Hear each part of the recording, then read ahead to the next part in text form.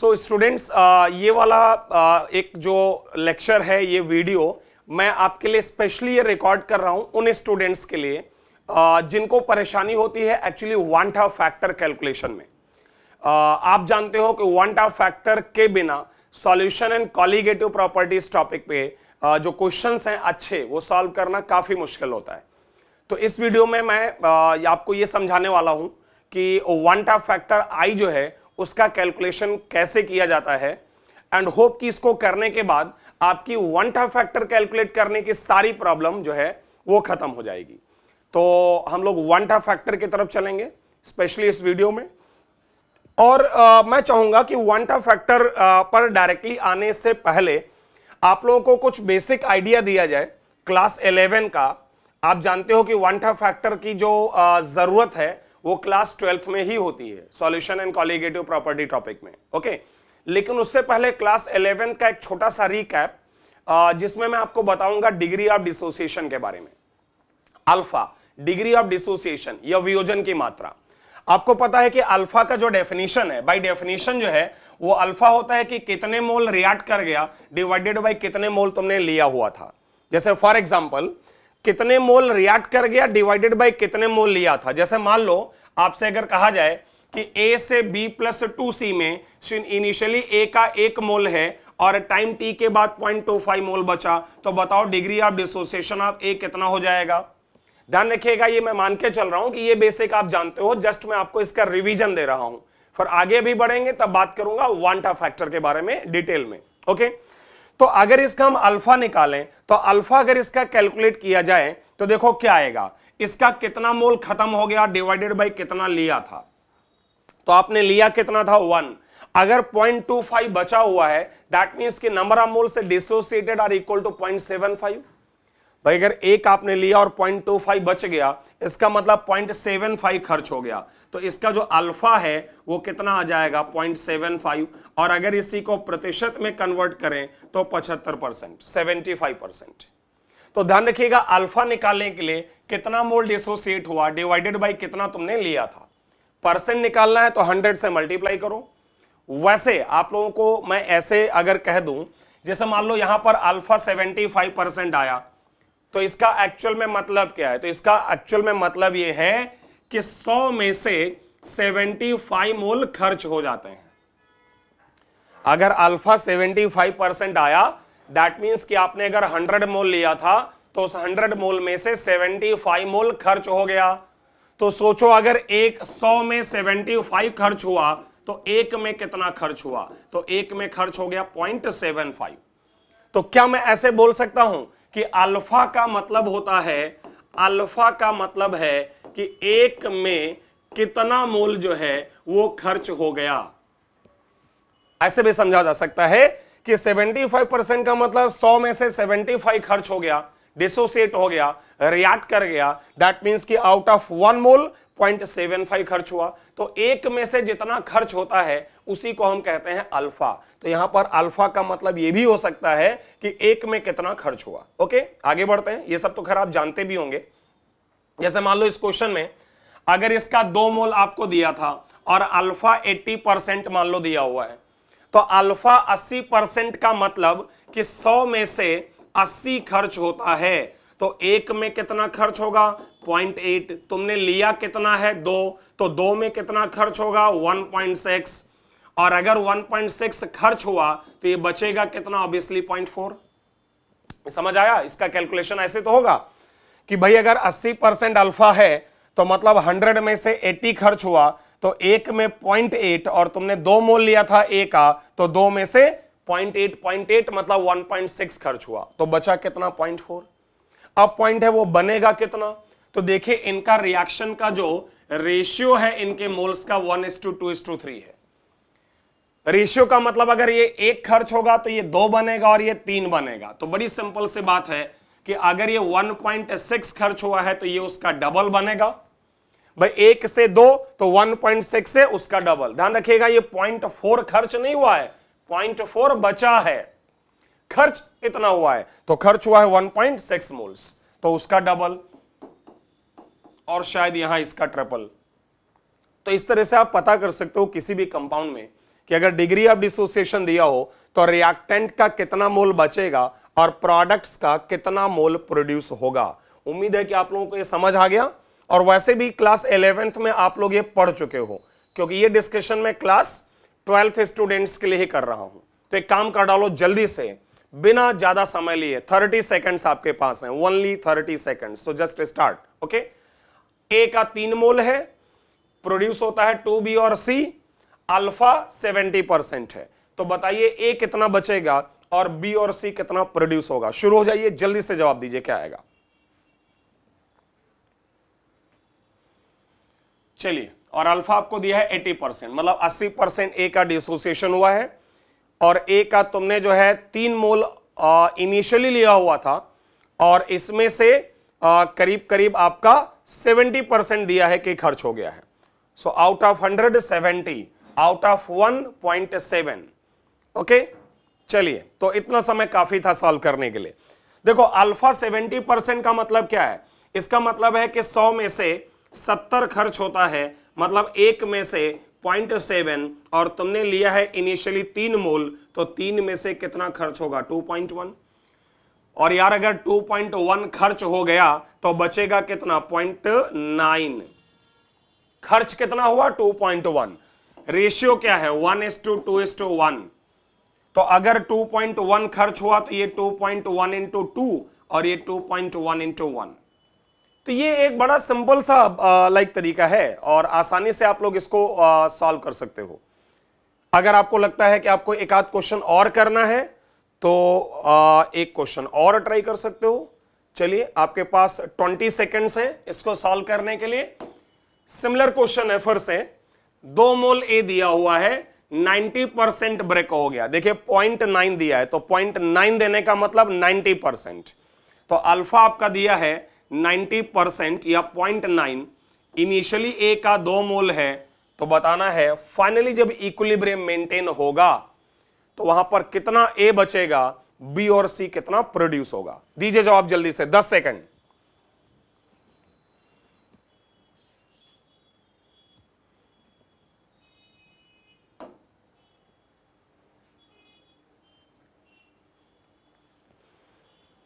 सो 100 में से खर्च होता है 90, 1 में से खर्च होता है 0.9, तो 2 में से खर्च होगा 1.8। समझ आई बात? वह 100 में से 90 खर्च हुआ तो 1 में 0.9, तो ओरिजिनली तुमने इसका 2 मोल लिया था, तो 2 में से 1 पॉइंट खर्च हुआ, तो बचा कितना? 2 माइनस 1.9, 1 पॉइंट कितना? 8। 2 माइनस 1.8 मतलब बचा कितना? 0.2। ठीक है, 1.8 यहां से खर्च हो गया, 2 में से 1.8 खर्च हो गया तो बचा 0.2। और अगर 1.8 यहां आएगा तो उसका डबल बनेगा, क्योंकि रेशियो 1:2:3 है, तो 1 से इसका डबल बना और इसका ट्रिपल बना, 1.8 इंटू 3। समझ आया? बाकी आप में से अगर किसी को इसमें प्रॉब्लम अभी भी हो, हालांकि बहुत छोटी सी बात है, तो मैं एक छोटा सा आपको शॉर्टकट बता रहा हूं यार, जरा समझिएगा। एक छोटा सा शॉर्टकट बता रहा हूं कि मान लो एक रिएक्शन है जिसमें A से N टाइम्स B मिलता है, ठीक है। T बराबर 0 पर इसका Y मोल है और इसका 0 मोल है, तो T बराबर इक्विलिब्रियम पर या T बराबर T पर कितना बचेगा? जरा सोच के मुझे जवाब दीजिएगा ध्यान से। अल्फा का मतलब 1 में कितना टूटेगा, तो बताओ अगर किसी कंपाउंड का 1 मोल है तो उसमें कितना टूटेगा? अल्फा। तो अगर 2 मोल है तो कितना टूटेगा? सोचिए, बताइए। अगर किसी कंपाउंड का 1 मोल है तो 1 में टूटता है अल्फा, तो 2 में कितना टूटेगा? बोलिए, 2 अल्फा। 3 में कितना टूटेगा? 3 टाइम्स अल्फा। 4 में कितना टूटेगा? 4 टाइम्स अल्फा। भाई अगर सिंपल से बात है कि 1 मोल में मान लो 80% टूट गया, तो ऑब्वियस सी बात है 1 में अगर 0.8 टूटेगा तो 2 मोल में उसका डबल हो जाएगा, 3 मोल में उसका ट्रिपल हो जाएगा। तो अगर 1 मोल में अल्फा टूटता है तो 2 मोल में 2 अल्फा, 3 मोल में 3 अल्फा, तो बताओ Y मोल है तो Y मोल में कितना टूटेगा?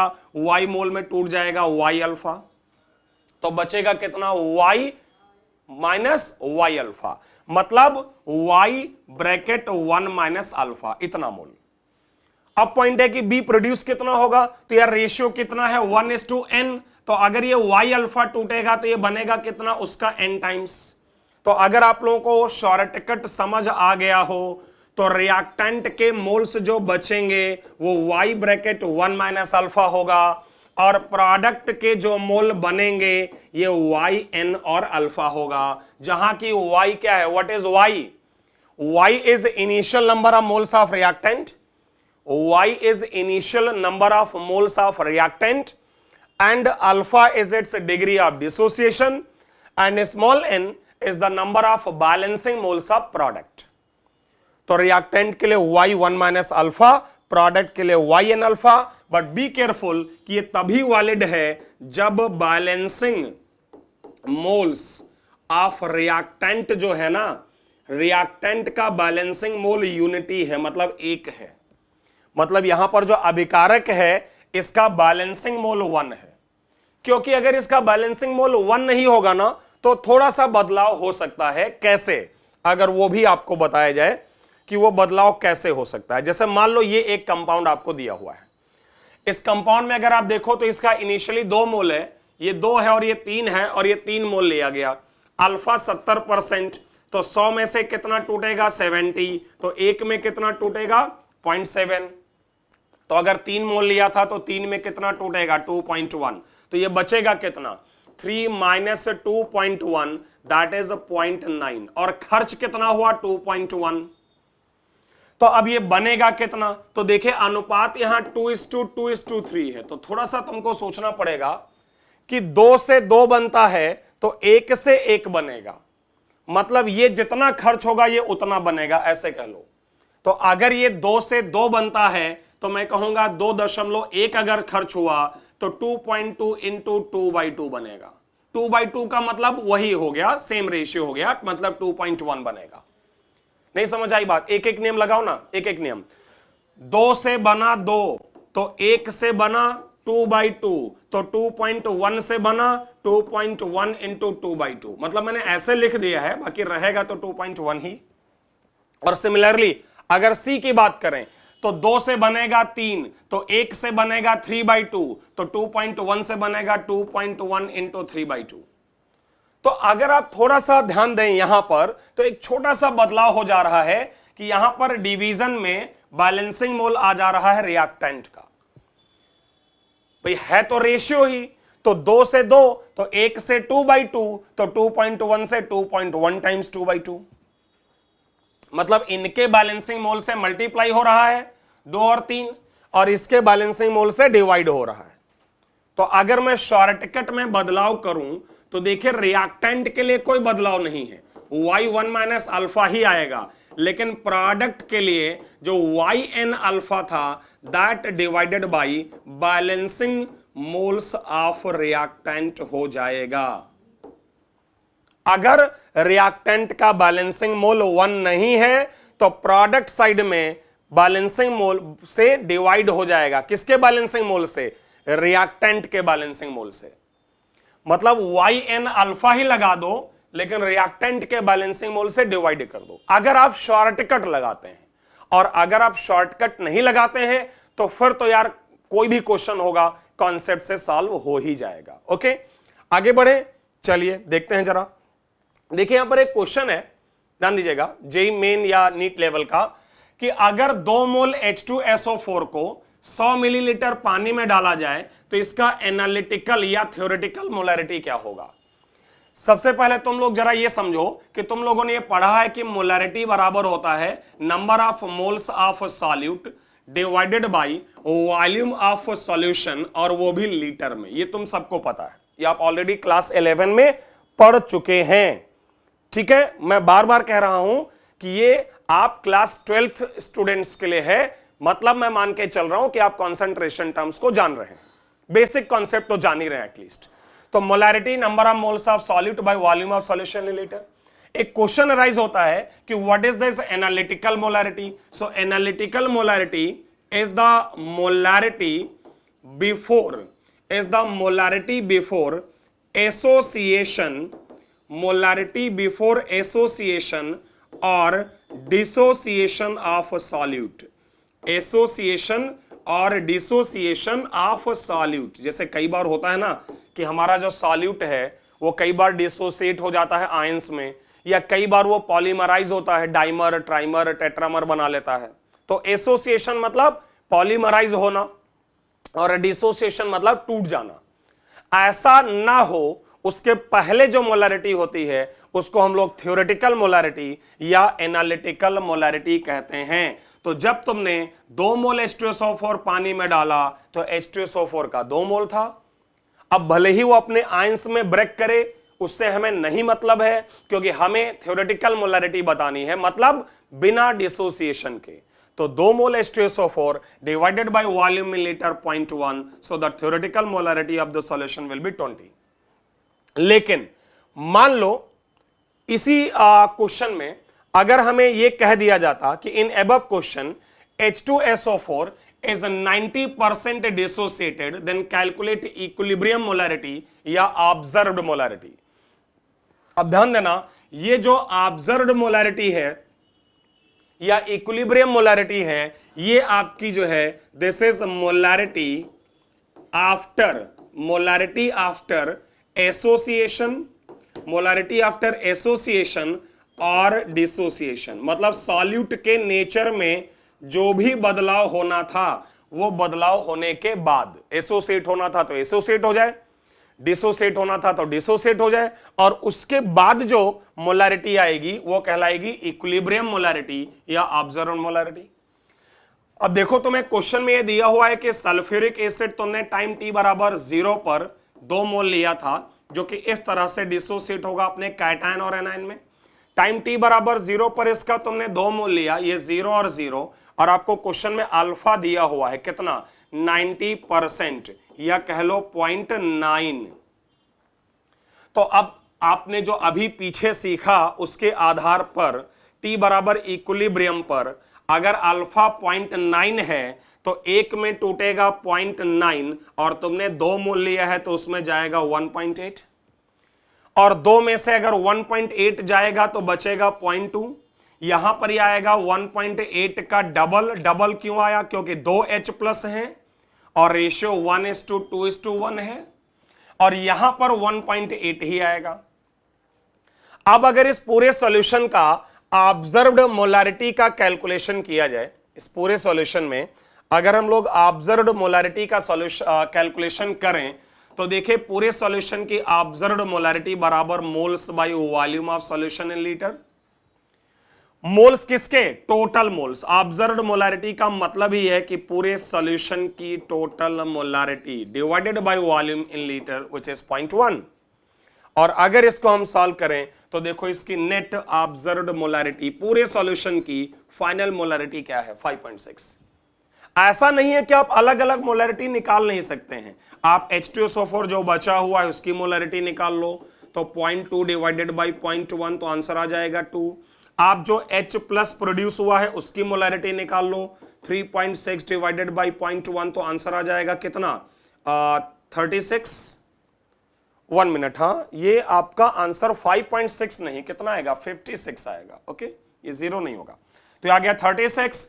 और अगर हम लोग निकालें molarity of sulphate ion SO4-2 तो इसके मोल कितने हैं, 1.8, वॉल्यूम 0.1 तो आंसर आएगा 18। और अगर इन तीनों को जोड़ दें तो भी आपका आंसर वही आएगा। तो चाहे आप ऊपर टोटल मोल नीचे वॉल्यूम इन लीटर लेकर निकाल लो, चाहे इंडिविजुअल स्पीसीज की मोलारिटी निकाल के उनको सम कर दो, आपको ऑब्जर्व्ड मोलारिटी मिल जाएगी। केयर करना मेरे पॉइंट पर, आगे बड़ा काम में आएगा। सो ऑब्जर्व्ड मोलारिटी निकालने के लिए डिसोसिएशन या एसोसिएशन के बाद आप इंडिविजुअल कंपाउंड्स का मोलारिटी निकाल के भी ऐड कर सकते हैं, या डायरेक्टली ऊपर टोटल मोल्स और नीचे वॉल्यूम इन लीटर्स। ओके, आगे बढ़ते हैं अगले क्वेश्चन के तरफ।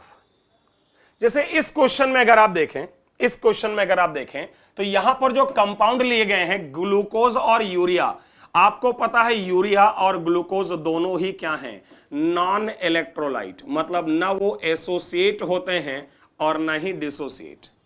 Means there is no change in nature of solute, so you can directly write that observed molarity of solution, मतलब इनफैक्ट यहां पर तो थ्योरेटिकल और ऑब्जर्व्ड बराबर ही होगा।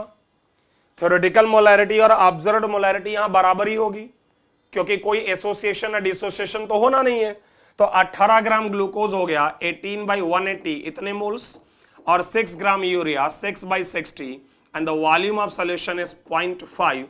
So this comes out to be 0.2/0.5, that is 0.4 molar. आपने ऊपर ले लिया सॉल्यूट के टोटल मोल्स और नीचे आपने ले लिया क्या, वॉल्यूम ऑफ सॉल्यूशन। तो अगर यहां तक आप लोगों को समझ आया हो तो जरा 1 मिनट लीजिएगा और इस क्वेश्चन को सॉल्व करिएगा और उसके बाद ही सॉल्यूशन देखिएगा मेरा, ठीक है। 1 मिनट लीजिएगा, इस क्वेश्चन को सॉल्व करिएगा, फिर मेरा सॉल्यूशन देखिएगा। तो यहां पर आपको दिया है कि कैल्शियम नाइट्रेट आपका इलेक्ट्रोलाइट है जो डिसोसिएट होगा ऑब्वियसली कैल्शियम +2 और 2NO3- में। ये आपसे कहा जा रहा है कि T = 0 पर ये 1 मोलर है। ध्यान रखना इस क्वेश्चन में वॉल्यूम अलग से और मोल नहीं दिया है, ध्यान रखो। इस क्वेश्चन में अब तुमको शुरुआत का मोल और वॉल्यूम नहीं दिया है, तुम्हें शुरुआत का डायरेक्टली मोलारिटी दिया है। इसका मतलब मैं मान सकता हूं कि ये क्या दिया है, थ्योरेटिकल मोलारिटी T = 0 पे। जैसे कई बार क्वेश्चन में आपको इनिशियल मोल और सॉल्यूशन का वॉल्यूम दिया होता है तो उससे हम थ्योरेटिकल मोलारिटी निकाल सकते हैं, और इस क्वेश्चन में तुम्हें शुरुआत का मोलारिटी ही दे दिया है, मतलब वो थ्योरेटिकल मोलारिटी दे दिया उसने। और ये 0 और अल्फा के बारे में उसने बताया है 80%, 80% डिसोसिएशन। तो अगर अल्फा 80% है तो सेम कॉन्सेप्ट से फिर से 100 में से 80 टूट गया तो 1 में से कितना टूट गया, 0.8, और एक ही लिया है तुमने 1 मोलर, तो 1 मोलर में से 80% टूटा तो बचेगा यहां 0.2 मोलर, ये आएगा 0.8 मोलर, और ये आएगा शायद 0.8 का डबल, दैट इज 1.6 मोलर, क्योंकि रेशियो में वो 2 टाइम्स है। तो अब यहां पर तुम डायरेक्ट ऑब्जर्व मोलरिटी क्या बता सकते हो, 0.2 + 0.8 + 1.6, और इसको सॉल्व किया जाए तो आपका आंसर आ जाएगा 2.6। ये इस पूरे सॉल्यूशन की ऑब्जर्व्ड मोलारिटी। और आगे बढ़ते हैं, देखिए क्वेश्चन आपके सामने है, फिर से कहूंगा कि 1 मिनट लो, आंसर निकालो, फिर मेरा जवाब सुनो। चलो सॉल्व करो जल्दी से। क्वेश्चन है calculate molarity of each ion, हर एक आयन की मोलारिटी बताएं, और पूरे सॉल्यूशन का नेट मोलारिटी। नेट मोलारिटी मतलब ऑब्जर्व्ड मोलारिटी बताएं। 2 मोलर एल्यूमिनियम सल्फेट का, ये ध्यान रखिएगा होल थ्राइस है यहां पर, Al2SO4 होल थ्राइस। तो ये 2 मोलर जो आपको दिया है ये ऑब्वियसली क्या है, थ्योरेटिकल मोलारिटी शुरुआत वाली, और अल्फा आपको दिया है 70%। तो चलो ट्राई करो जल्दी से और उसके बाद मेरा सॉल्यूशन देखना, ठीक है। तो aluminium sulphate Al2SO4 whole thrice, ये जब ब्रेक होगा तो आपको 2 आयन एल्यूमिनियम के मिलेंगे और 3 आयन SO4-2 के मिलेंगे। समझ आई बात। तो T = 0 पर अगर आपको ये 2 मोलर थ्योरेटिकल मोलारिटी दिया हुआ है और ये 0 और 0 है और 70% टूट गया, 100 में 70, 1 में 0.7, तो 2 में 1.4, और 1.4 टूटेगा तो बचेगा 0.6 मोलर, ये आएगा 1.4 का डबल, दैट इज 2.8 मोलर, और ये आएगा 1.4 का ट्रिपल, दैट इज 4.2 मोलर। तो अब आप देखिए आपका बचा हुआ एल्यूमिनियम सल्फेट, उसका मोलारिटी आपके सामने है, बचे हुए एल्यूमिनियम सल्फेट का मोलारिटी आपके सामने है, एल्यूमिनियम आयंस की मोलारिटी आपके सामने है, सल्फेट की मोलारिटी आपके सामने है। अगर आपको ऑब्जर्व्ड मोलारिटी का जवाब देना हो तो बचे हुए इलेक्ट्रोलाइट का मोलारिटी, एल्यूमिनियम आयंस की मोलारिटी 2.8 और ये 4.2, और इसको सॉल्व कर लें तो आपका आंसर आ रहा है 7.6 मोलर। क्लियर। तो मैं आपसे ये कहना चाह रहा हूं कि तुम्हारी इच्छा है, तुम शॉर्टकट भी लगा सकते हो। शॉर्टकट क्या था, शॉर्टकट ये था कि जो रिएक्टेंट है तुम्हारा, जो शॉर्टकट था उसके बचे हुए मोल कितने, Y1 - अल्फा, ये बचे हुए मोल हैं। तो सोचो अगर मोल नहीं मोलारिटी निकालनी होगी तो वॉल्यूम से डिवाइड कर दोगे, और वॉल्यूम से जब डिवाइड करोगे तो ये Y/V क्या आएगा, जरा ध्यान से समझना भाई। अभी जो मैंने पीछे तुम लोगों के लिए शॉर्टकट बनाया था कि रिएक्टेंट के बचे मोल Y1 - अल्फा, तो रिएक्टेंट का बचा molarity Y1 - alpha divided by volume, और ये जो Y/V क्या है, y बाई वी जो है वो इनिशियल मोल बाई वॉल्यूम या कह लो इनिशियल कॉन्सेंट्रेशन। तो फार्मूला क्या बचेगा आपका C1 माइनस अल्फा। ये इलेक्ट्रोलाइट का बचा हुआ कॉन्सेंट्रेशन है और आयंस का जो कॉन्सेंट्रेशन बचेगा वो आ जाएगा NC अल्फा। अरे जहां YN अल्फा था ना वहां Y की जगह मैंने कॉन्सेंट्रेशन डाल दिया। तो NC अल्फा ये आयंस के लिए और C1 माइनस अल्फा इलेक्ट्रोलाइट के लिए। यहां C क्या है, यहां पर C है थ्योरेटिकल मोलैरिटी जो शुरुआत में दिया होगा, और N क्या है, N है आपका balancing moles of ion. Balancing moles of ion, जिस भी आयन का कंसंट्रेशन निकालते हो उसका बैलेंसिंग मोल N है। C आपके इलेक्ट्रोलाइट का थ्योरेटिकल मोलैरिटी है और अल्फा डिग्री ऑफ डिसोसिएशन है। अगर इसको अप्लाई करें इस क्वेश्चन में तो आप देख सकते हैं इस क्वेश्चन का अगर अल्टरनेटिव मेथड लगाएं तो मोलैरिटी ऑफ एल्यूमिनियम आयंस, और अगर ये कॉन्सेप्ट हम लगा दें NC अल्फा, तो देखो कितने एल्यूमिनियम आयन यहां मिल रहे हैं, 2 एल्यूमिनियम आयन। NC अल्फा में एल्यूमिनियम आयन जो आपको मिल रहे हैं वो कितने हैं, 2। कॉन्सेंट्रेशन ओरिजिनल मोलैरिटी 2 और अल्फा 0.7। तो देखिए आपके एल्यूमिनियम आयंस की मोलैरिटी क्या हो गई, 2.8 मोलर। वहीं अगर आप सल्फेट आयन का मोलैरिटी निकालें तो कहने का मतलब ये भी एक तरीका है, सल्फेट आयंस मिलेंगे 3, C का वैल्यू 2 और अल्फा का वैल्यू 0.7, इसको सॉल्व करिए सो 4.2 मोलर। सो कहने का मतलब मेरा ये कॉन्सेप्ट से भी हो जाएगा और आप शॉर्टकट लगा के भी आप इंडिविजुअल आयंस की मोलैरिटी बता सकते हैं। ओके फाइन, चलो अच्छा इसको करो, चलो 30 सेकेंड्स, मुझे नहीं लगता इससे ज्यादा समय लगेगा इसमें, अगर आप लोगों को समझ आ रहा है तो। और अब इसलिए समझ तभी आएगा जब थोड़ा बहुत आपकी प्रायर प्रिपरेशन है, मतलब थोड़ा बहुत कॉन्सेंट्रेशन के बारे में आप जानते हैं। अगर आप फर्स्ट टाइम पढ़ रहे होंगे बिल्कुल ये तो मुश्किल होगा, अगर आप कुछ बेसिक जानकारी रखते हैं तो आपको ये समझ आएगा। इस क्वेश्चन में है कि आपके पास जो MClX एक कंपाउंड है ये 0.1 मोलर है और इसमें क्लोराइड का कॉन्सेंट्रेशन 0.3 मोलर है। तो ध्यान रखिएगा कि जब तुम क्लोराइड का कॉन्सेंट्रेशन का फार्मूला लगाओगे NC अल्फा जो कि ऑलरेडी 0.3 दिया है, और क्लोराइड आयंस कितने मिलेंगे, X। भाई MClX अगर डिसोसिएट होगा, MClX अगर डिसोसिएट होगा तो उसे क्लोराइड के X आयंस ही मिलेंगे। ओरिजिनल कॉन्सेंट्रेशन इज 0.1 और अल्फा क्या करें, तो अगर आपको कोई अननोन इलेक्ट्रोलाइट दिया है, अननोन, ध्यान रखना अननोन का मतलब नहीं पता कौन सा मेटल है यहां, और उनका अल्फा न गिवन हो तो आप अल्फा 1 ले सकते हो, नोट कर लेना। अननोन इलेक्ट्रोलाइट की बात कर रहा हूं क्योंकि अगर वो नोन इलेक्ट्रोलाइट है ना, जैसे H2SO4 है, फास्फोरिक एसिड है, हाइड्रोक्लोरिक एसिड है, सोडियम क्लोराइड है, तो अगर नॉन इलेक्ट्रोलाइट होगा तब तो आप आयनिक इक्विलिब्रियम में पढ़ते हो कि स्ट्रॉन्ग इलेक्ट्रोलाइट के लिए अल्फा ऑलमोस्ट 1 और वीक इलेक्ट्रोलाइट के लिए alpha much less than 1। Strong electrolytes का अल्फा ऑलमोस्ट 1 और वीक इलेक्ट्रोलाइट का अल्फा मच लेस देन 1। लेकिन अगर कोई अननोन इलेक्ट्रोलाइट है जिसमें क्लियर नहीं है कि कौन सा मेटल है और उसका अल्फा क्वेश्चन में गिवन नहीं है, तो आप उसका अल्फा 1 ले सकते हैं, कोई प्रॉब्लम नहीं है। तो अगर अल्फा 1 रख दें तो आप चेक करो इसका आंसर, देखिए x बराबर क्या आ जाएगा, 3। तो इस तरह से बहुत सारा क्वेश्चन हम मोलैरिटी को लेकर ये सब कर सकते हैं, और एक बार जब आप मोलैरिटी समझ जाओगे ना उसके बाद ही आप जो है यहां पर समझना शुरू करेंगे किसके बारे में, वांटा फैक्टर। तो वन मोर क्वेश्चन अगेन, इस क्वेश्चन में आपको क्या निकालना है, अल्फा निकालना है। ठीक है, आपके पास 1 मिनट है और उसके बाद आप सॉल्यूशन देखें। कैल्शियम नाइट्रेट आपका इलेक्ट्रोलाइट है, आप 1 मिनट लेकर पहले सॉल्व कर लें। इससे मिलेगा कैल्शियम +2 और साथ में मिलेगा NO3- 2 मोल। शुरुआती मोलैरिटी थ्योरेटिकल आपको क्वेश्चन में दिया है 2, ये 0 और 0। अगर इसका अल्फा आपको निकालना है तो इन टर्म्स ऑफ अल्फा ये बचेगा 2 1 - अल्फा, ये आएगा 2 अल्फा और ये आएगा कितना, 2 अल्फा का डबल। अच्छा ये समझ आया, यहां पर लिखा है मैंने क्या, y1 - अल्फा, यहां yn अल्फा, yn अल्फा।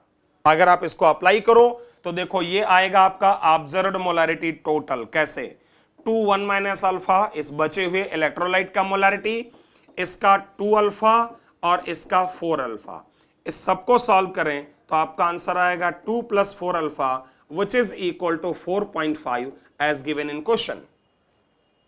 और अब अगर इसको सॉल्व किया जाए तो यहां से देखिए 4 अल्फा इज इक्वल टू 2.5 और you can say alpha is equal to how much, alpha is equal to 0.625 means 62.5%। So observed molarity आपने निकाल लिया और इसको इक्वलाइज कर दिया 4.5 के, क्योंकि क्वेश्चन में गिवन है उसका ऑब्जर्व्ड मोलैरिटी, उससे आपको मिल जाएगा अल्फा।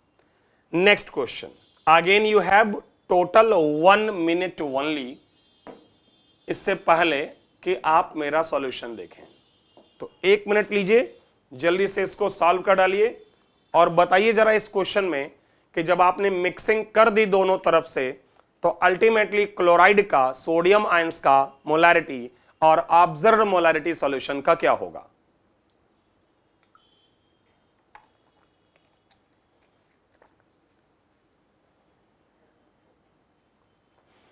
तो आप सॉल्व कर लें और फिर आप चेक करें। आपको दिया क्या है, सोडियम क्लोराइड जिसका थ्योरेटिकल मोलैरिटी 1 है और इसका वॉल्यूम क्वेश्चन में दिया है 100 ml और अल्फा जो है वो 90% या 0.9 है। दूसरा जो सॉल्यूशन है वो भी सोडियम क्लोराइड का ही है, NaCl का। ओके, सेकंड टाइप तरफ जो सॉल्यूशन आपको दिया है वो सॉल्यूशन भी NaCl का है, ये 1.5 मोलर है और 200 ml है और अल्फा इसका दिया है 95%। क्वेश्चन ये है कि इन दोनों को मिक्स करके एक फाइनल सॉल्यूशन बनाया जाता है। तो इस फाइनल सॉल्यूशन में एक चीज जो मैं तुरंत लिख सकता हूं वो है इसका वॉल्यूम, जो कि टोटल हो जाएगा 300 मिलीलीटर। इसका वॉल्यूम कितना हो जाएगा, 300 मिलीलीटर। समझिए बात को, वॉल्यूम कितना हो जाएगा, 300 मिलीलीटर। अब अगर मैं मिलाने से पहले NaCl इधर वाला जो है इसको अगर मैं डिस्कस करूं तो NaCl to Na plus and Cl minus, जरा समझें। मोलैरिटी 1, वॉल्यूम 100 ml, मतलब इसके नंबर ऑफ मोल्स कितने हैं, 0.1। मैं मोलों की बात कर रहा हूं। 0.1 में से 90% तोड़ दीजिए तो बचेगा कितना, 0.1 का 90% तोड़ना है तो बचेगा 0.01 और 0.09 यहां आएगा और 0.09 मोल यहां आएगा। ये बात समझ आई कि शुरुआत में NaCl का 0.1 मोल है, 90% तोड़ा तो 0.01 बचा, 0.09 यहां, 0.09 यहां। राइट साइड चलो, यहां देखो जरा, यहां भी सोडियम क्लोराइड जो कि डिसोसिएट हो रहा है 95%, Na प्लस और Cl माइनस। शुरुआत में अगर देखें तो 1.5 मोलर 200 ml, तो इसके नंबर ऑफ मोल्स जो हैं वो शायद यहां कितने हैं, 0.3 moles. Molarity into volume in litre, तो इसके नंबर ऑफ मोल्स हो जाएंगे 0.3 और उसमें से 95% अगर ये टूट जाए, कितना टूट जाए, 0.95, तो 0.95 0.95 0.95 3 टाइम्स अगर ये टूटेगा तो टूट जाएगा 0.285। अगर आप कैलकुलेशन करें तो 0.95 मल्टीप्लाइड बाई 3 तो 0.285 मोल से ब्रेक हो जाएगा, तो ये बचेगा कितना, 0.015 मोल और 0.285 मोल यहां आएगा और 0.285 मोल यहां आएगा।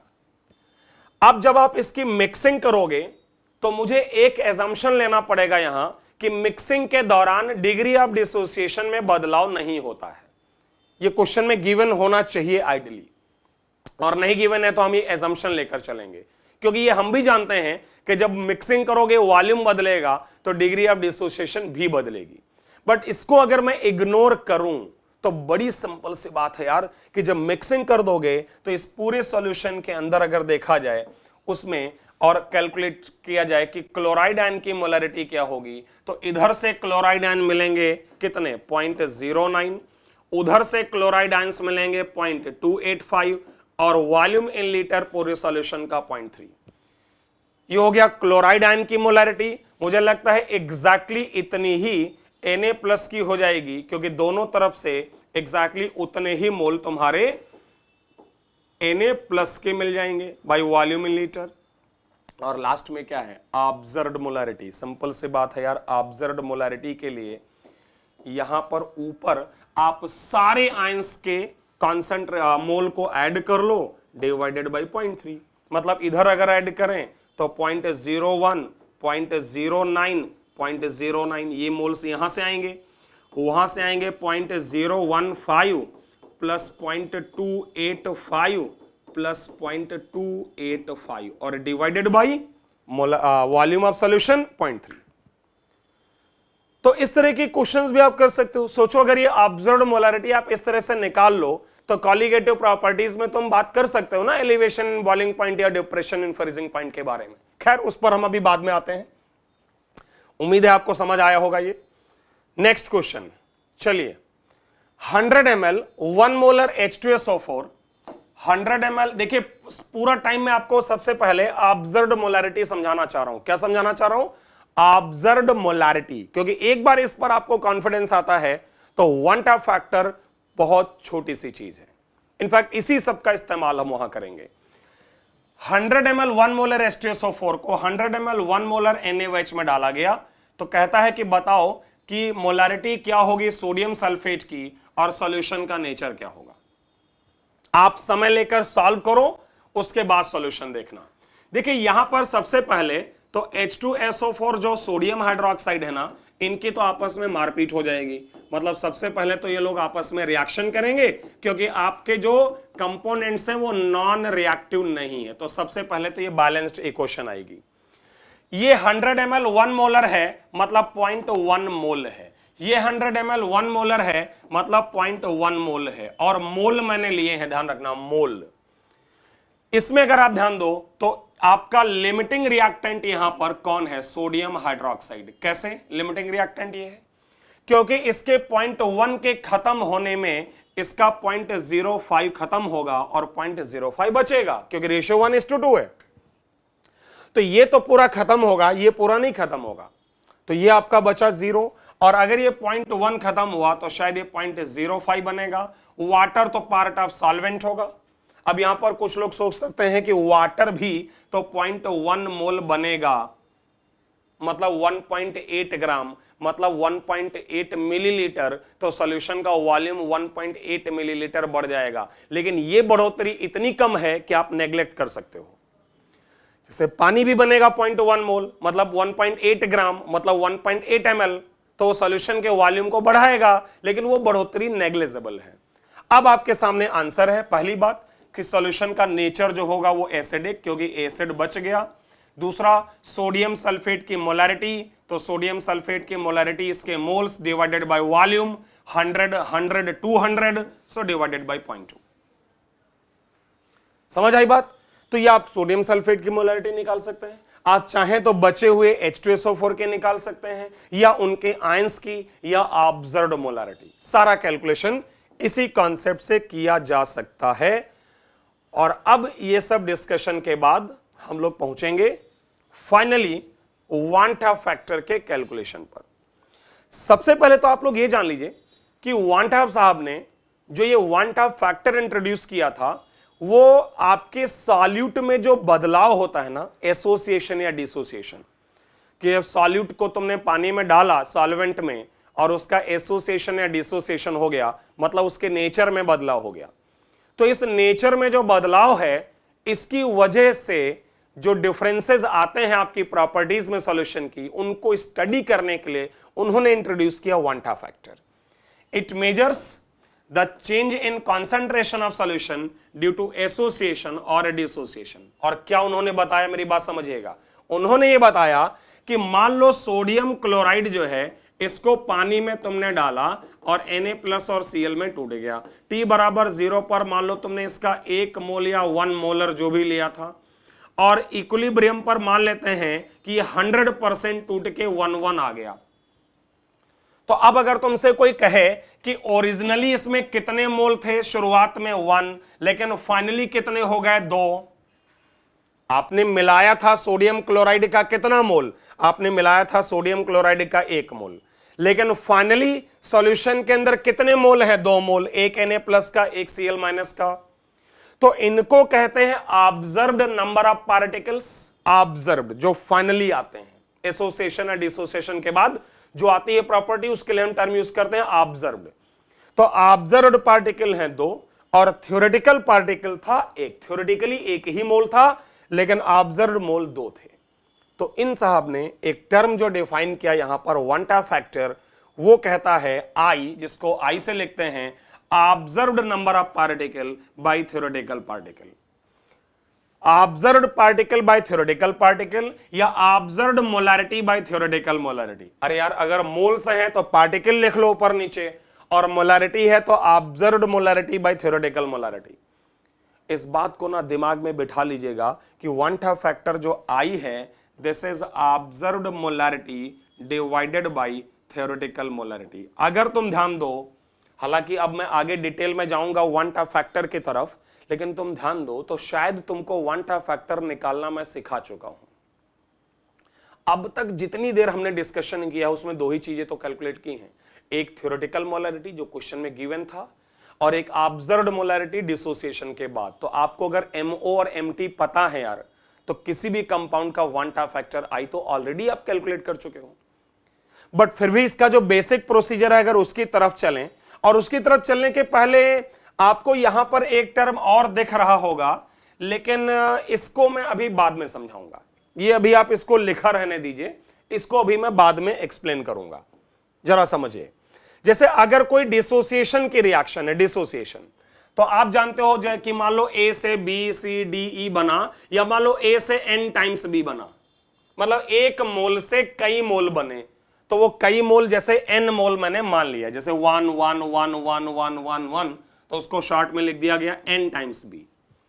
अब अगर ये एक मोल था, अल्फा टूट गया तो बचा 1 माइनस अल्फा, बना N अल्फा। I का मतलब ऑब्जर्व्ड पार्टिकल बाय थ्योरेटिकल, तो ऑब्जर्व्ड पार्टिकल ये है N अल्फा, ये 1 माइनस अल्फा, तो total 1 minus alpha plus N alpha by 1, और यहां से एक फार्मूला आ रहा है अल्फा का I minus 1 by N minus 1। ये आपके डिसोसिएशन रिएक्शंस के लिए ध्यान रखिएगा कि अगर आपका कंपाउंड स्ट्रॉन्ग इलेक्ट्रोलाइट है और अल्फा 1 है तो I बराबर N हो जाएगा।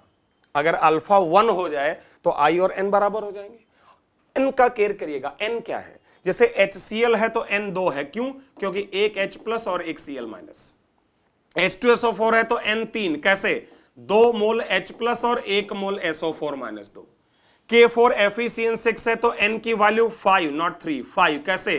4K + 4 आयन और एक तुम्हारा जो डब्बा होगा, टोटल अगर जोड़ दो तो टोटल 5 आयन हो जाएंगे। तो स्मॉल n का मतलब है कि इलेक्ट्रोलाइट के 1 मोल से कितने टोटल आयंस मिलते हैं। इलेक्ट्रोलाइट के 1 मोल या मॉलिक्यूल से आयंस कितने मिलते हैं, वो स्मॉल n है। और अगर क्वेश्चन में अल्फा न दिया हो, स्ट्रॉन्ग इलेक्ट्रोलाइट हो, तो अल्फा 1 ले लें, और अल्फा 1 लेंगे तो क्वांटा फैक्टर इक्वल टू n हो जाएगा। समझ आई बात? ओके, आगे सुनना, देखेगा। जैसे जब भी आपको ऑब्जर्व्ड मोलैरिटी चाहिए होगी तो ऑब्जर्व्ड मोलैरिटी हमेशा थ्योरेटिकल इनटू I के बराबर होगी। MT थ्योरेटिकल मोलैरिटी और MO ऑब्जर्व्ड मोलैरिटी। मतलब ऑब्जर्व्ड मोलैरिटी निकालने के 2 तरीके हैं। एक जो पीछे सिखा रहा था कि डिग्री ऑफ डिसोसिएशन की मदद से प्रॉपर एक कॉन्सेप्ट से कर लो, और या फिर क्वांटा फैक्टर से थ्योरेटिकल मोलैरिटी को मल्टीप्लाई कर दो तो भी ऑब्जर्व्ड मोलैरिटी। तो दोनों तरह से ऑब्जर्व्ड मोलैरिटी निकाल सकते हो। मैं एक क्वेश्चन करके अभी आपको दिखाऊंगा, उससे पहले एक बात और सुन लीजिए। डिसोसिएशन के लिए मैं कहना यह चाह रहा हूं कि जब भी वहां पर एक डिसोसिएशन रिएक्शन होगी तो क्वांटा फैक्टर हमेशा 1 से ज्यादा आएगा। क्यों? क्योंकि ऑब्जर्व्ड पार्टिकल हमेशा थ्योरेटिकल पार्टिकल्स से ज्यादा होंगे, क्योंकि डिसोसिएशन हो रहा है, और मोलर मास ऑब्जर्व्ड कम होगा। क्यों?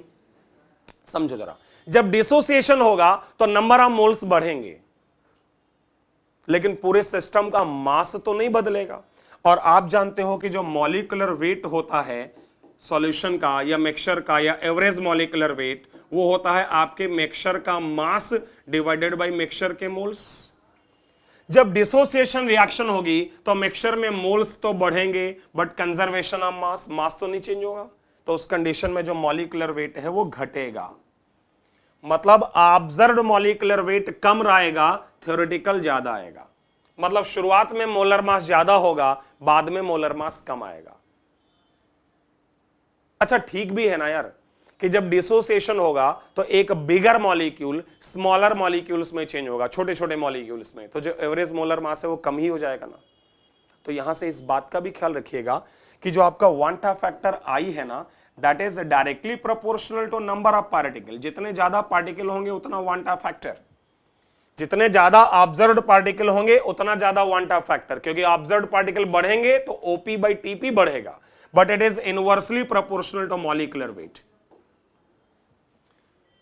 और इसीलिए अभी जो पीछे यहां पर ये एक्सप्रेशन था जो मैंने कहा था, आपसे भी बाद में बताता हूं, ये वाला जो एक्सप्रेशन कि वांटा factor observed particle by theoretical particle, observed molarity by theoretical molarity, but molar mass में देखो रेशियो उल्टा है, theoretical molecular weight by observed molecular weight. तो चूंकि डिसोसिएशन में पार्टिकल की संख्या बढ़ेगी तो नो डाउट वांटा फैक्टर आई जो है वो 1 से ज्यादा होगा। वांटा फैक्टर आई हमारा 1 से ज्यादा होगा, ऑब्जर्व्ड पार्टिकल थ्योरेटिकल से ज्यादा होंगे, बट मोलर मास कम होगा। अब ध्यान दो जरा, इस क्वेश्चन में मैं तुम्हें करके दिखाता हूं। जैसे इस क्वेश्चन में एक तो कहता है थ्योरेटिकल मोलरिटी बताओ, यार थ्योरेटिकल मोलरिटी बताना क्या है, क्वेश्चन में दिया ही है 2 मोलर। फिर कहता है वांटा फैक्टर आई बताओ क्या आएगा, आई का वैल्यू, समझो बात को। तो फार्मूला तुम्हारा अल्फा बराबर I minus 1 by N minus 1, alpha कितना है 0.95 is equal to I minus 1 by N minus 1, N कितना है 2H प्लस 1 सल्फेट, तो n बराबर 3 माइनस 1। इसको अगर सॉल्व करो तो ये आएगा 1.9, क्योंकि यहां 2 आ जाएगा और 2 से इसको मल्टीप्लाई करो तो 1.9 आई माइनस 1, तो आई बराबर क्या आ गया 2.9। एक तो ये तरीका आई निकालने का। अच्छा अगर आई मिल गया तो ऑब्जर्व्ड मोलैरिटी क्या लिख सकते हो, ऑब्जर्व्ड मोलैरिटी लिख सकते हो थ्योरेटिकल मोलैरिटी मल्टीप्लाइड बाई आपका आई 2.9, तो आंसर आ गया 5.8 मोलर।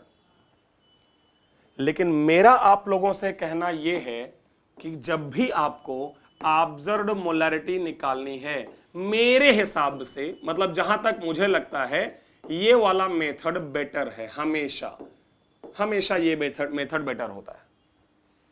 कौन सा वाला?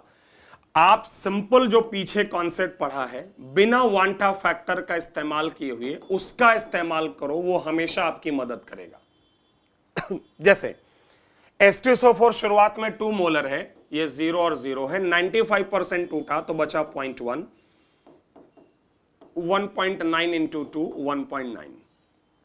और अब अगर आप यहां पर इस सबको कैलकुलेट करें, यहां पर इन सबको अगर कैलकुलेट करें तो 0.1 इसका, 3.28 इसका, 1.9 इसका, तो आप चेक करो तो पूरे सॉल्यूशन की ऑब्जर्व्ड मोलैरिटी 5.8 मोलर आ गई।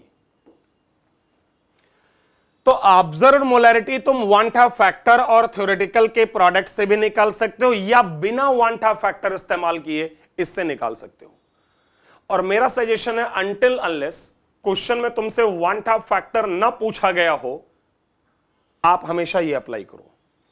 क्यों? रीजन बताएं आपको। जैसे मान लो जब भी अगर ऐसा क्वेश्चन तुम्हारे पास आ गया कि वहां पर उसने एक से ज्यादा कंपाउंड की मिक्सिंग कर दी, बात को जरा समझने की कोशिश करिएगा। जैसे ये वाला क्वेश्चन मान लो तुम्हारे सामने है। इस क्वेश्चन में 5.85 ग्राम सोडियम सल्फेट है और 14.2 ग्राम सोडियम सल्फेट और ये NaCl मिक्सअप किया गया। मिक्सअप करने के बाद कहता है कि अगर दोनों कंप्लीटली डिसोसिएटेड हो, मतलब दोनों का अल्फा 1 हो, तो ऑब्जर्व्ड मोलैरिटी बताओ। अब यहां क्वेश्चन ये अराइज होता है कि एक तो मिक्सिंग करोगे वॉल्यूम बदलेगा, दूसरा वांटा फैक्टर जो है वो दोनों का अलग अलग होगा। सोडियम क्लोराइड का वांटा फैक्टर अलग होगा, सोडियम सल्फेट का वांटा फैक्टर अलग होगा। तो फिर आप कौन से वांटा फैक्टर से मल्टीप्लाई करेंगे? और इन सारी प्रॉब्लम को दूर करने का एक ही तरीका है कि भूल जाओ वांटा फैक्टर ऑब्जर्व्ड मोलैरिटी के लिए और सीधे सीधे सोचो कि 5.85 ग्राम NaCl इसके मोल है 0.1। 14.2 ग्राम सोडियम सल्फेट, इसके भी मोल है 0.1। दोनों को 1000 ml वाटर में डाला गया। सोडियम क्लोराइड अगर 100% टूट जाएगा Na+ और Cl- में, तो 0.1 खत्म होकर 0, ये 0.1 और ये 0.1। ऐसे ही सोडियम सल्फेट अगर ब्रेक हो जाए तो ये खत्म होकर जाएगा 2Na+ और SO4- 2 में। अगर ये 0.1 खत्म होकर 0 हुआ तो ये 0.2 और ये 0.1। और अब भूल जाओ वांटा फैक्टर, पूरे सॉल्यूशन के तुम्हें मोल्स पता है। पूरे सॉल्यूशन का मोल कितना है? 0.1 + 0.1 + 0.2 + 0.1 और पूरे सॉल्यूशन का वॉल्यूम है 0.1। इसको सॉल्व किया जाए तो 0.5 डिवाइडेड बाय 0.1, आपको आंसर मिला 5, जो कि आपके पूरे सॉल्यूशन की ऑब्जर्व्ड मोलैरिटी है। और आपको मालूम है कि आपके सॉल्यूशन एंड कॉलिगेटिव प्रॉपर्टी में ज्यादा इस्तेमाल आई का नहीं है, ऑब्जर्व्ड मोलैरिटी का है, या ऑब्जर्व्ड मोलालिटी का। ध्यान रखिएगा, जैसे मोलैरिटी बात कर रहे हैं वैसे ही ऑब्जर्व्ड मोलालिटी भी हो सकती है। क्यों मैं ऐसा कर रहा हूं? क्योंकि अगर क्वेश्चन में वांटा फैक्टर के बारे में बात नहीं की जा रही है, जैसे समझो मेरी बात, आप लोग पढ़ते हो, मैं आपको थोड़ा सा यहां पर एक आइडिया दे दूं, हालांकि वो सॉल्यूशन एंड कॉलिगेटिव प्रॉपर्टी का कॉन्सेप्ट है, इसलिए मुझे उस तरफ ज्यादा नहीं जाना है, उस डायरेक्शन में ज्यादा नहीं जाना है।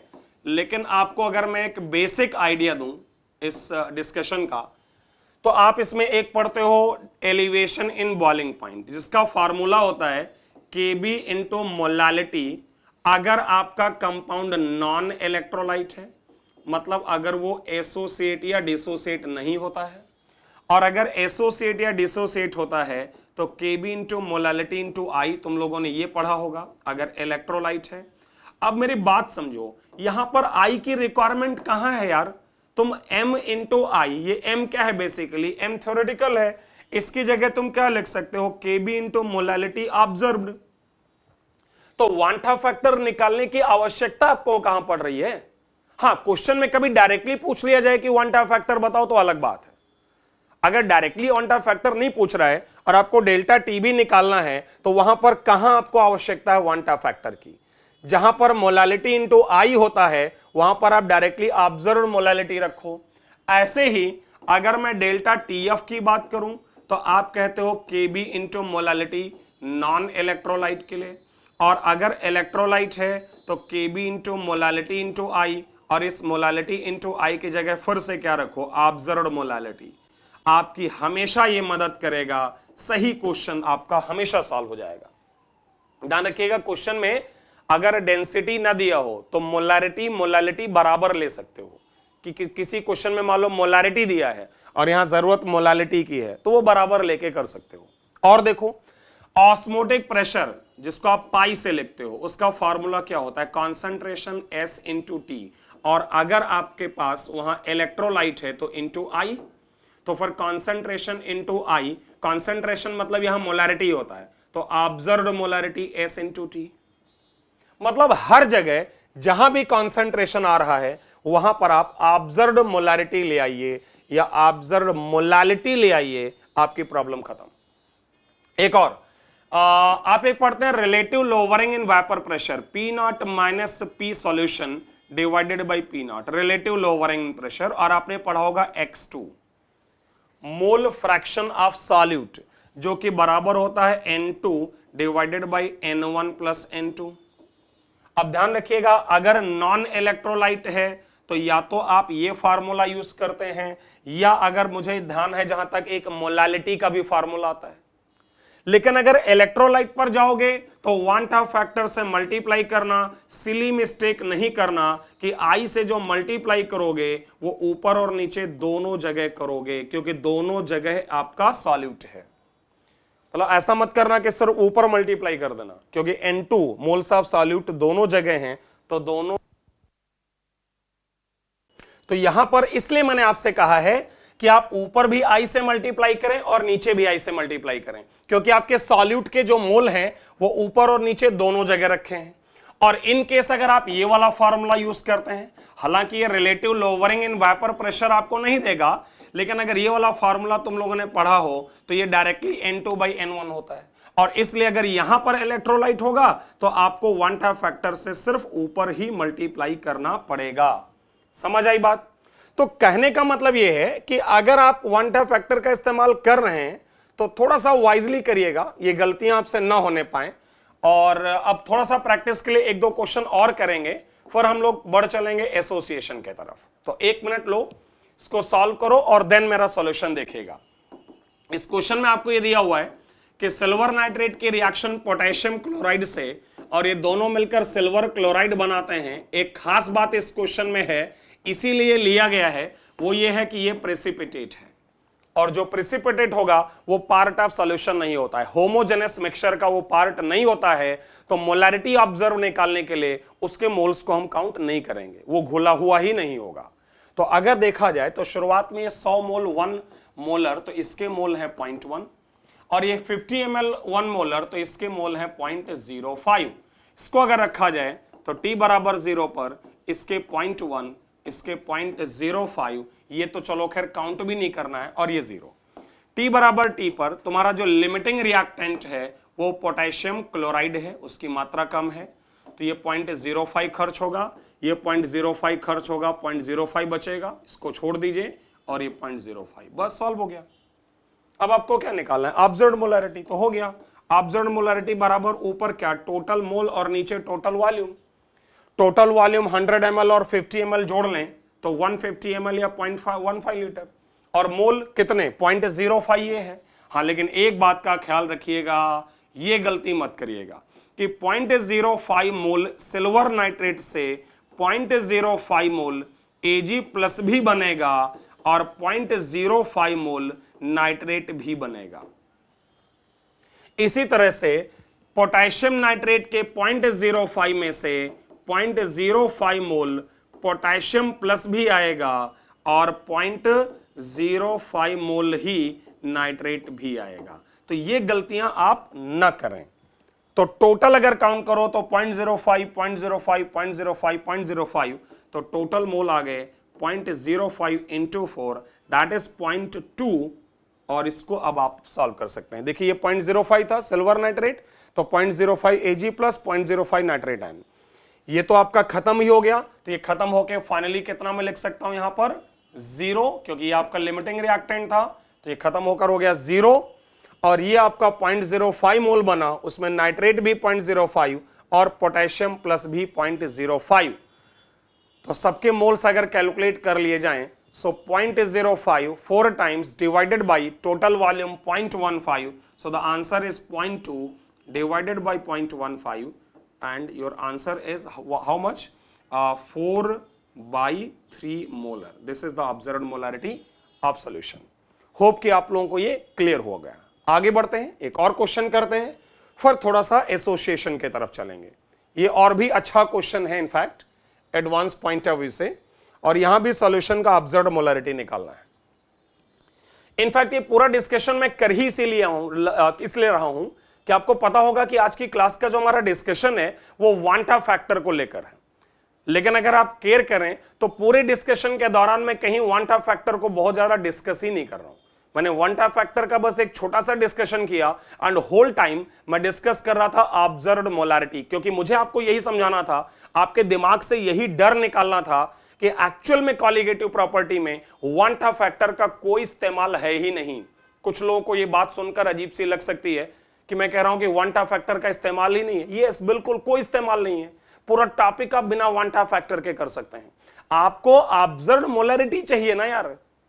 तो जब तक अनटिल अनलेस क्वेश्चन में डायरेक्टली वांटा फैक्टर ना पूछा गया हो, आपको वांटा फैक्टर निकालने की जरूरत ही नहीं है। आप ऑब्जर्व्ड मोलैरिटी निकालो। अगले क्वेश्चन में देखते हैं, आप लोग इसको पहले कर लीजिएगा, उसके बाद ही सॉल्यूशन देखना। तो यहां पर एक तो कंपाउंड है HgI2 जो कि सॉलिड है, प्रेसिपिटेट है, देखो वहां सॉलिड ब्रैकेट में लिखा हुआ है। पोटेशियम आयोडाइड सॉल्युबल कंपाउंड है, एक्वस, दोनों मिलकर एक कोऑर्डिनेशन कॉम्प्लेक्स बनाते हैं K2HgI4, K2HgI4 नेस्लर्स रिएजेंट, और ये भी एक्वस है मतलब सॉल्युबल है। क्वेश्चन में आपको दिया है कि 0.25 मोल HgI2 है t बराबर 0 पर, इसका 0.25 मोल है। पोटेशियम आयोडाइड का 1 मोल है और ये 0 है, और सॉल्यूशन का टोटल वॉल्यूम 500 ml है। ऑब्जर्व्ड मोलरिटी आपको निकालनी है।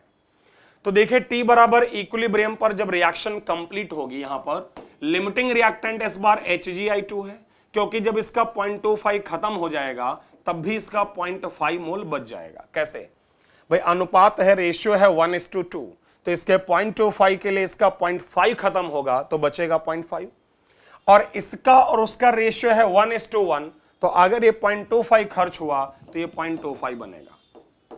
लेकिन फिर वही एक बात पिछले क्वेश्चन की तरह कि 0.5 जो बचा है वो पोटेशियम आयोडाइड है, जिसमें K+ भी है और I- भी है, तो एक्चुअल में यहां से 0.5 K+ और 0.5 I- मिलेगा। मतलब यहां से जो टोटल मोल मिलेंगे वो 1 होंगे। सिमिलरली यहां से जो टोटल मोल मिलेंगे वो 0.25 का 3 टाइम्स, मतलब 0.75 मोल मिलेंगे। कारण यह है कि इसके 0.25 से इसका 2 टाइम्स 0.25 आएगा और इस डब्बे का 1 टाइम्स 0.25, तो टोटल मोल 0.75। अब आपका क्वेश्चन सॉल्व हो गया कि ऑब्जर्व्ड मोलरिटी बराबर moles 1 + 0.75 divided by volume of solution 0.5, ये सॉल्व हो जाएगा। तो बड़ा अच्छा क्वेश्चन था ये हमारा एडवांस पॉइंट ऑफ व्यू से।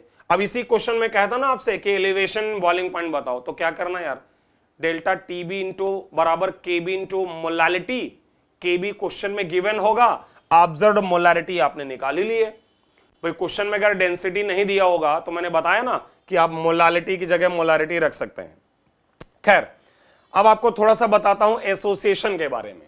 एसोसिएशन का मतलब जैसे ए के 2 मॉलिक्यूल मिलकर अगर ए अकेला बनेगा तो इस कंपाउंड को कहेंगे डाइमर, और इस प्रोसेस का नाम डाइमराइजेशन। अगर ऐसे ही 3 ए लिए जाएं और A3 अकेला बने तो इस कंपाउंड को कहेंगे ट्राइमर। अगर 4 ए लिए जाएं और इनसे एक A4 बने तो इसको कहा जाएगा टेट्रामर। अरे आसानी से बोल सकते हो यार, 2 लोग मरेंगे, एक बनेगा तो डाइमर, 3 मरेंगे, एक बनेगा तो ट्राइमर, 4 मरेंगे, एक बनेगा तो टेट्रामर। तो उस आधार पर भी बोला जा सकता है बहुत सारे लोग मरेंगे एक साथ तो जो बनेगा उसका नाम पॉलीमर, क्योंकि बहुत सारे मरे। तो उसी को यहां दिखाया गया है कि मान लो बहुत सारे ए मर गए और एक बन गया, तो इसको शॉर्ट में लिखा गया Na से An, और अगर एक था ये तो बचा 1 - अल्फा, और यहां अल्फा बाई n। केयर करिएगा, यहां अल्फा डिवाइडेड बाई n है, क्योंकि अनुपात n:1 का है।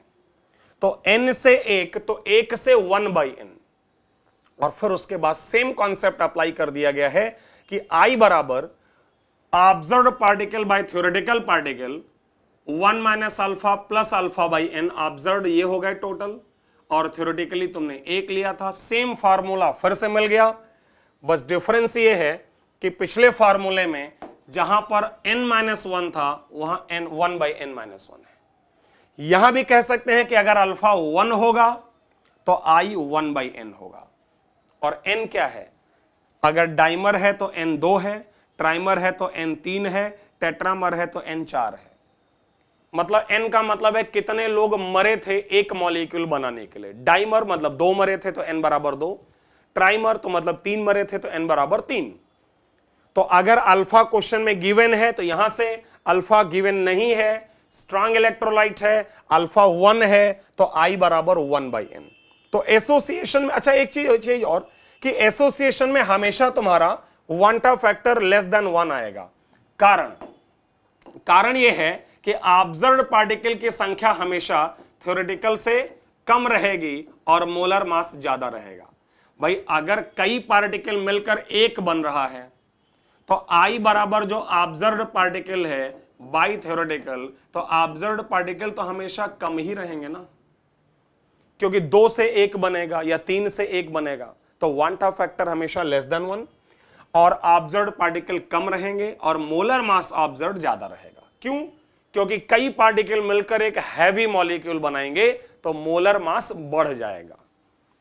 तो I लेस देन 1 एसोसिएशन में, I मोर देन 1 डिसोसिएशन में एंड I इक्वल टू 1 अगर वहां पर कंपाउंड जो है नॉन इलेक्ट्रोलाइट है, मतलब ना वो एसोसिएट होता है ना डिसोसिएट होता है, तो I बराबर 1। तो फटाफट इस क्वेश्चन को सॉल्व करो और फिर हम लोग कुछ एक क्वेश्चंस और ट्राई करेंगे आपको थोड़ा और आइडिया देने के लिए।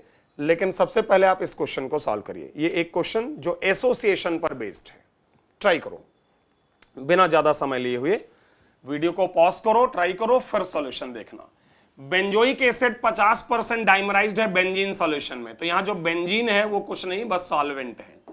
और कहा यह जा रहा है कि तुम्हारा जो बेंजोइक एसिड है C6H5COH वो डाइमराइज होता है, तो मैं लिखूंगा 2 और इधर लिखूंगा C6H5COOH होल ट्वाइस, क्योंकि डाइमराइजेशन की बात की जा रही है। ठीक है, 50% डाइमराइज है। T बराबर 0 पर 1 आप 0 आप कह सकते हैं 1 क्यों लिया, तो क्वेश्चन में कोई इंफॉर्मेशन ना दिया हो तो डिसोसिएशन के केस में तुम हमेशा 1 ले सकते हो।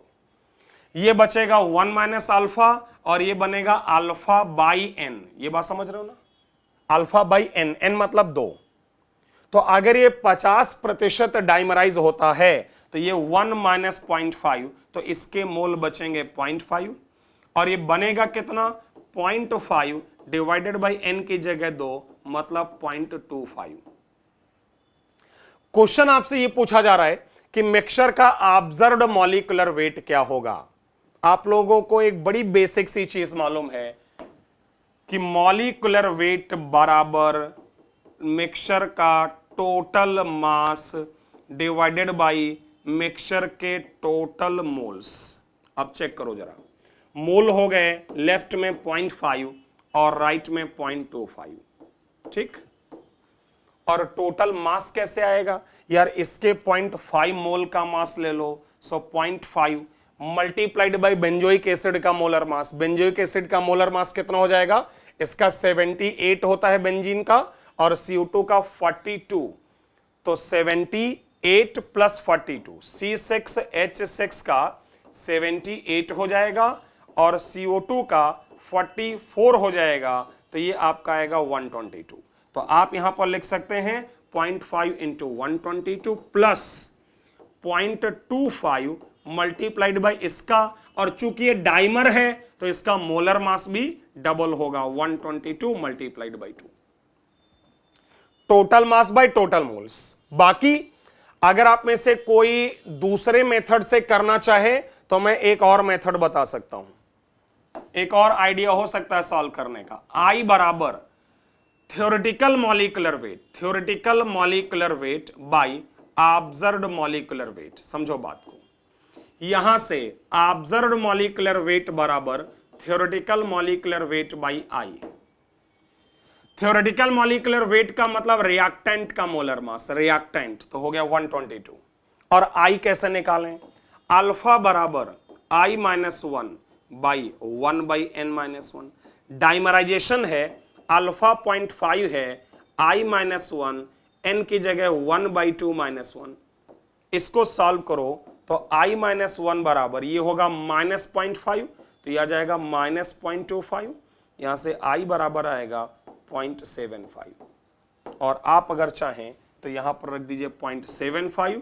इससे भी जो आंसर आएगा वो वही होगा। तो ये भी एक तरीका हो सकता है ऑब्जर्व्ड मॉलिक्यूलर वेट निकालने का। ओके, तो अगर अब आप लोग चाहें तो कुछ एक क्वेश्चंस हम लोग और कर सकते हैं। ये क्वेश्चन तो आप लोग खुद से कर लीजिएगा, ये सिंपल क्वेश्चन है, वीडियो को पॉज करके आप खुद से कर लेना। अगर मैं थोड़े से एक बेहतर क्वेश्चन की तरफ चलूं, इसमें जो मुझे लगता है हमारे पास प्रेजेंट होगा वो ये है। ठीक है, बाकी जो क्वेश्चंस हैं ये कॉलिगेटिव प्रॉपर्टीज से रिलेटेड हैं, आप लोग ट्राई कर सकते हैं। लेकिन वन टफ फैक्टर से रिलेटेड ये एक अच्छा क्वेश्चन है, तो चलो इसको डिस्कस करते हैं। और आप लोग चाहें तो इसको पहले सॉल्व कर लें खुद से, इसको आप पहले खुद से सॉल्व कर लीजिए वीडियो पॉज करके, उसके बाद देखिए। तो मैं आपको सॉल्यूशन देता हूं। क्वेश्चन में दिया हुआ है कि 1 मोल आपके पास कंपाउंड है, ये वाला एक कोऑर्डिनेशन कॉम्प्लेक्स होता है, और ये 2 मोल्स ऑफ कर्डी प्रेसिपिटेट देता है जब सिल्वर नाइट्रेट से रिएक्शन होती है। Which of the following is incorrect about the compound? तो सबसे पहले तुम ये समझो कि इसके 1 मोल से 2 मोल प्रेसिपिटेट का मतलब हुआ कि इस कॉम्प्लेक्स के फार्मूले में 2 आयन बाहर होने चाहिए। तो अगर ब्रोमीन अंदर है तो 2 क्लोरीन बाहर होंगे, और या अगर क्लोरीन अंदर है, बात समझिएगा, अगर क्लोरीन अंदर है तो 1 क्लोरीन और 1 ब्रोमीन बाहर होगा। समझिएगा बात को। चूंकि क्वेश्चन में लिखा हुआ है कि 1 मोल से 2 मोल प्रेसिपिटेट मिलता है, इसका मतलब इसके 1 मोल से हमें 2 मोल आयन मिलने चाहिए। तो या तो 2 क्लोराइड आयन या 1 क्लोराइड और 1 ब्रोमाइड। अब आपसे कहता है कि बताइए इस कंपाउंड के लिए इनमें से क्या इनकरेक्ट है। पहला, द कंपाउंड में be represented as this, yes why not. इनमें से क्या गलत है ये बताना है। तो ये सही है, क्योंकि ये कंपाउंड आपको 2 मोल प्रेसिपिटेट दे सकता है। अगला, इसका क्वांटा फैक्टर 3 होगा अगर अल्फा 1 हो। बिल्कुल, क्यों? क्योंकि ये लो चाहे ये लो, इससे भी तुमको टोटल 3 आयन मिलेंगे, 1 डब्बा और 2 क्लोराइड, और इससे भी 3 आयन मिलेंगे, 1 डब्बा, 1 क्लोराइड, 1 ब्रोमाइड। और आपको पता है कि जब अल्फा 1 होता है तो क्वांटा फैक्टर अल्फा 1 होता है तो I बराबर N होता है। तो अगर अल्फा 1 हो तो क्वांटा फैक्टर 3 हो सकता है। Next, the boiling point of 1 molar of this solution, इसके 1 मोलर का जो बॉइलिंग पॉइंट है उसका वैल्यू नॉन इलेक्ट्रोलाइट के रेस्पेक्ट में 3 टाइम्स होगा। मुझे लगता है यह बात भी करेक्ट है। कैसे? क्योंकि बॉइलिंग पॉइंट डेल्टा टीबी जो है वो केबी इंटू ऑब्जर्व्ड मोलालिटी होती है, या कह लो थ्योरेटिकल मल्टीप्लाइड बाई आई होती है। अगर नॉन इलेक्ट्रोलाइट होगा तो क्वांटा फैक्टर की जगह 1 रखोगे, और इसके केस में क्वांटा फैक्टर 3 रखोगे, तो इसका जो बॉइलिंग पॉइंट एलिवेशन होगा वो डेफिनेटली 3 टाइम्स होगा आपके, अगर वहां पर एक इलेक्ट्रोलाइट हो उसके रेस्पेक्ट में। और लास्ट में है कि जो ऑस्मोटिक प्रेशर है इसके 1 मोलर का वो 3 टाइम्स होगा नॉन इलेक्ट्रोलाइट के। अब आपको लगेगा बात तो ये भी सही है और बात भी ठीक है, क्योंकि ऑस्मोटिक प्रेशर जो है वो भी आपका वही होता है CST into I। Non electrolyte के लिए I1 और इसके लिए I3, तो ऑब्वियसली इसका ऑस्मोटिक प्रेशर 3 टाइम्स होगा। तो अब जरा ध्यान से सोचो कि यहां पर क्या हम लोगों ने मिस कर दिया है कि हमारा आंसर चारों सही लग रहा है। क्योंकि एक पॉइंट था जो मैंने नहीं बोला है कि आप लोग उस पर दिमाग लगाओगे। कौन सा पॉइंट है? सोचो जल्दी से और बताओ कौन सा पॉइंट है। तो पॉइंट ये है कि आप अगर ध्यान दो तो सी ऑप्शन में बॉइलिंग पॉइंट एलिवेशन नहीं, बॉइलिंग पॉइंट की बात कर रहा है, और जो 3 टाइम्स होगा वो बॉइलिंग पॉइंट नहीं होगा, बॉइलिंग पॉइंट में एलिवेशन 3 टाइम्स होगा। मतलब इस कंपाउंड का क्वांटा फैक्टर 3 है, तो इसके बॉइलिंग पॉइंट का elevation no doubt non electrolyte के रेस्पेक्ट में, जिसका क्वांटा फैक्टर 1 होगा, 3 टाइम्स होगा। लेकिन आपको पता है यार कि बॉइलिंग पॉइंट एलिवेशन 3 टाइम्स है, इसका मतलब बॉइलिंग पॉइंट 3 गुना थोड़ा ना हो जाएगा, क्योंकि बॉइलिंग पॉइंट तो बराबर होगा सॉल्वेंट का प्लस एलिवेशन। तो एलिवेशन 3 टाइम्स है तो टोटल बॉइलिंग पॉइंट 3 टाइम्स नहीं होगा।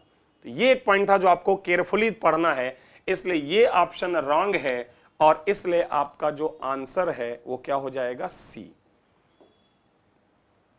समझ आई बात? तो इस जैसे और बहुत सारे क्वेश्चंस हैं जो डिस्कस किए जा सकते हैं, लेकिन फिर वो बहुत ज्यादा लॉन्ग ड्यूरेशन वीडियो हो जाएगा। बट मुझे लगता है और होप कि आपको क्वांटा फैक्टर का बहुत सारा जो कंफ्यूजन आपके माइंड में रहा होगा वो यहां पर क्लियर हुआ होगा। फिर आगे ही ऐसे ही वीडियोस के साथ हम लोग मिलते रहेंगे। Thank you.